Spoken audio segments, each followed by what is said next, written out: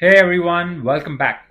So, your Canon PIXMA printer ran out of ink and now you're just sitting there staring like, what now? Well, you'll need to replace the ink cartridge with a new one. I know changing ink cartridge can feel tricky if you've never done it before, but it's super simple. I'm going to walk you through every step so your printer is back up and running in no time. Let's get it started and follow the steps one by one. First of all, you'll need to turn on your printer. Next, open the printer's front cover and paper output door. Then wait for a few seconds.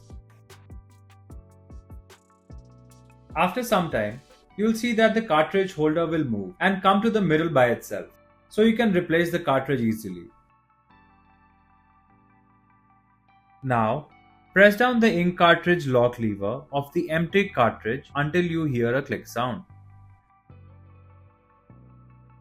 Then, carefully pull out the empty fine cartridge and keep it aside.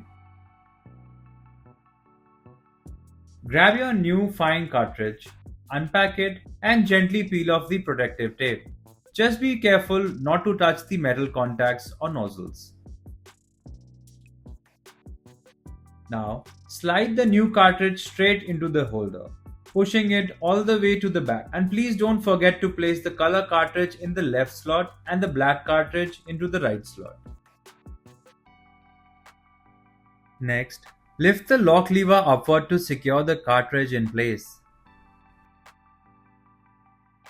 Finally, close the paper output cover, and that's it.